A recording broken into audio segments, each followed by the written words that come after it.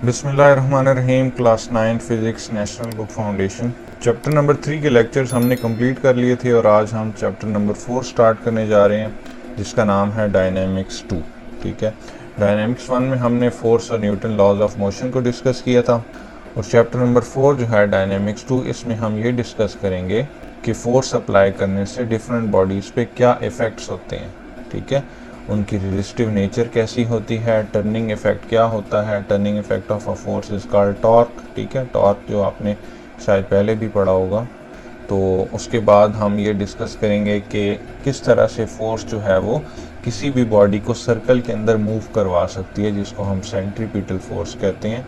ठीक है, उसके अलावा हम ये डिस्कस करेंगे कि डिफरेंट बॉडीज़ किस तरह से मैक्सिमम स्टेबिलिटी अचीव कर सकती हैं और सेंटर ऑफ मास और सेंटर ऑफ ग्रेविटी का इसमें क्या रोल होता है। ठीक है, तो सबसे पहला टॉपिक जो है हमारा आज का वो है forces on bodies. Sometimes we need to extend the direction in which the force acts. The line along which a force acts is called the line of action of the force as shown in figure 4.1। आप जब भी किसी भी object पे force लगाते हो, ठीक है, चाहे पुल करते हो या पुश करते हो, तो उस फोर्स की कोई ना कोई डायरेक्शन भी होगी जिस तरफ आप फोर्स लगा रहे हो। फॉर एग्जांपल ये कार है, ये बंदा इस पे इधर फोर्स लगा रहा है इस डायरेक्शन में। ठीक है, तो फिर आप अज्यूम कर लेते हो बिल्कुल इस डायरेक्शन ऑफ फोर्स के अलोंग कि ये एक लाइन है।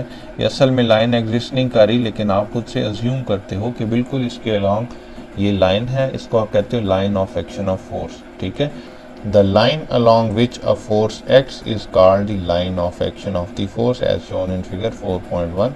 ये ठीक है कि वो लाइन जिसके along फोर्स एक्ट हो रही है, आप उसको कहते हो line of action of the force. ये बहुत इंपॉर्टेंट कॉन्सेप्ट है। लाइन ऑफ एक्शन जो है ये थ्रू आउट इस चैप्टर में बार बार रिपीट होगा, इसलिए इसको अच्छे से समझ लें कि ये एक इमेजनरी लाइन आप कहते हैं।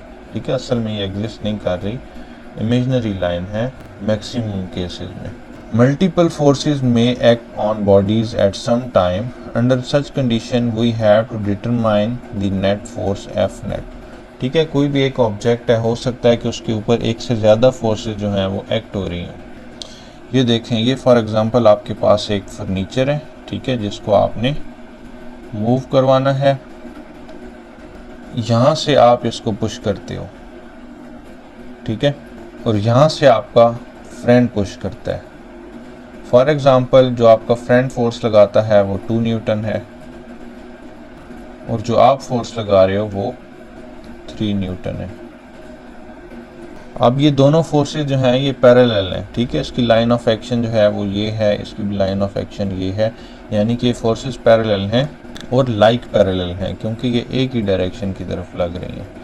तो आप देखें टोटल 5 न्यूटन की फोर्स इस बॉक्स पे लग रही है। ठीक है, 5 न्यूटन इसका रिजल्ट है, समझ लें 5 न्यूटन इस डायरेक्शन में फोर्स जो है वो लग रही है, तो आसानी होगी। अगर जो फ्रेंड है वो फॉर एग्जांपल इस तरफ से फोर्स लगाना शुरू कर दे, यहाँ के बजाय वो यहाँ से फोर्स लगाने लग जाए 2 न्यूटन, और यहाँ से एक बंदा लगा रहा है 3 न्यूटन, इधर से ऑपोजिट फोर्स लगा रहा है वो 2 न्यूटन की, तो अब क्या होगा, सिर्फ 1 न्यूटन इस डायरेक्शन में फोर्स होगी। ठीक है, ये 3 और 2, ये माइनस है ना, 3 - 2 1 न्यूटन। तो इसलिए देखें लाइन ऑफ एक्शन बहुत ज़रूरी है, यानी कि फोर्स की जो डायरेक्शन है वो बहुत ज़रूरी है कि किस डायरेक्शन में आप फोर्स लगा रहे हो। ये बात बहुत इम्पॉर्टेंट है। If the direction of forces are parallel to each other even if they are in opposite direction, those forces are called parallel forces. Parallel forces क्या होती हैं? पैरेलल का कॉन्सेप्ट ये है कि दो ऐसी लाइन जो कभी इंटरसेक्ट नहीं करती, एक ये लाइन है, ठीक है, और एक ये लाइन है, ये लाइन कभी इंटरसेक्ट नहीं करेंगी। ठीक है, चाहे इनकी डायरेक्शन जो भी हो। अब एक मैं इस डायरेक्शन में लगा दूं और दूसरी इस डायरेक्शन में लगा दूं, तो अब भी इसको एक्सटेंड करते जाओ करते जाओ करते जाओ, अपना पूरा रजिस्टर आप भर दो, बड़ा सा पेपर अगर आपके पास भर दो, तो ये फिर भी इंटरसेक्ट नहीं करेंगी। ठीक है, लेकिन अगर क्या हो, मैं एक को ऐसे कर दूं और दूसरी को मैं थोड़ा सा ऐसे कर दूं, तो आप देखो इसको थोड़ा सा एक्सटेंड करोगे, ये देखो ये इंटरसेक्ट कर रही है। ठीक है, तो ये बात आपको बताई जा रही है कि एक बॉक्स पे अगर एक फोर्स ऐसे लग रही है और एक ऐसे भी लग रही है तो हम इनको कहेंगे कि ये क्या है, ये पैरेलल फोर्सेस हैं, लेकिन अनलाइक पैरेलल फोर्सेस हैं।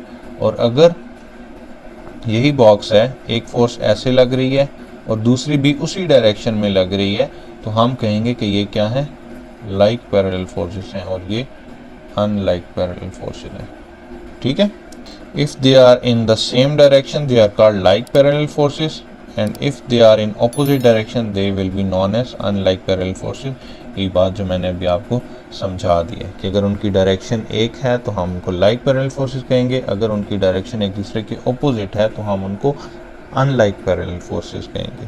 ठीक है। मैग्नीट्यूड चेंज हो सकता है, बेशक एक 3 न्यूटन की है, एक 2 न्यूटन की है, अगर वो एक ही डायरेक्शन में है तो वो पैरेलल फोर्सेस होंगी, लाइक पैरेलल। ठीक है। और अगर वो उनकी डायरेक्शन ऑपोजिट है, मैग्नीट्यूड कोई भी है, 2 Newton, 3 Newton, 5 Newton, magnitude same होना ज़रूरी नहीं है पैरेलल के कॉन्सेप्ट में। ठीक है। तो फिर हम उसको कहेंगे कि ये अनलाइक पैरेलल फोर्सेस हैं। For example, when we push a cart with both hands we are applying like parallel forces from each spot as shown in the figure 4.2। तो ये फिगर नंबर 4.2 है। फिगर नंबर ए की बात की जा रही है कि जब भी आप शॉपिंग करने जाते हो तो ये कार्ट यूज़ करते हो ना, तो इस कार्ट को अगर आप दोनों हाथों से एक ही डायरेक्शन में फोर्स लगाते हो तो कार्ट क्या करती है, स्ट्रेट मूव करती है, यानी कि उस वक्त आप पैरेलल फोर्सेस लगा रहे हो, लाइक पैरेलल फोर्सेस। क्यों? क्योंकि इन दोनों की डायरेक्शन जो है वो एक ही है। लाइक किस लिए कि इनकी डायरेक्शन एक है, और पैरेलल क्यों? क्योंकि ये दोनों जो हैं कभी इंटरसेक्ट नहीं करेंगे। ठीक है। And when we apply force with our both hands on handle of a bike to turn it, the force from one hand may be greater or equal.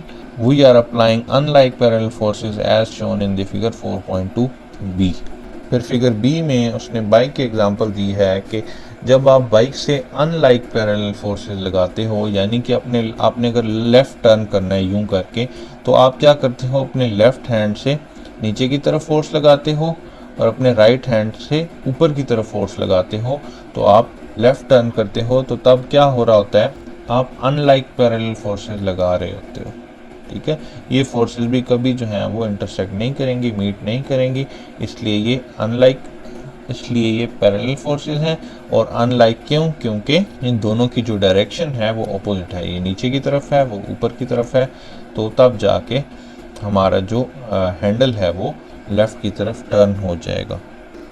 आज का लेक्चर हमारा इतना ही है। नेक्स्ट लेक्चर में हम इंशाल्लाह नेक्स्ट टॉपिक जो है मोमेंट ऑफ अ फोर्स ये डिस्कस करेंगे।